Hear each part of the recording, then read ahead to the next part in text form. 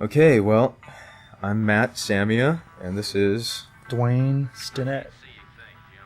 And we sort of work together directing and doing a lot of the work on these Starcraft cinematics back in 96, I think. Long ago, our first Max project. This is all CG. This was all done in-house at Blizzard by the Blizzard Film Department with 3D Studio Max. This is the very first release. In fact, I think we did this one with the... I think I started it with the alpha, or somehow it was really terrible. Yeah. And it was a real step forward for us technically because we were able to do things we could never do before, like volumetric lighting effects and glows in the render and things like that. Yeah, much more advanced modeling techniques as well. Though I think a lot of these models were actually imported from 3D Studio DAWs. Right. So, anyway, that may or may not be interesting.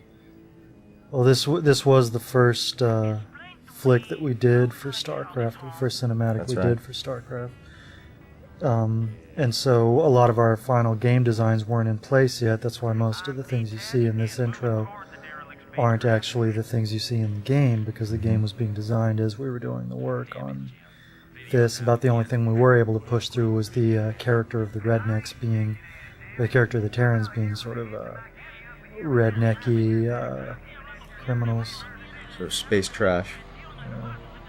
Yeah. You know, this was one of the original concepts for the game too, and in fact this ship that is about to take it and explode was a unit at one time in the game, and got pulled. But at one time the Terrans were going to be able to scavenge technology, and that's what we were trying to build this around. Yeah. But you know, as things developed, that got pulled from the game, so we have an intro that doesn't really reflect what's in the game, but it's just kind of cool. It sort of sets up the flavor of the Terrans, certainly, and the conflicts they have with the other races.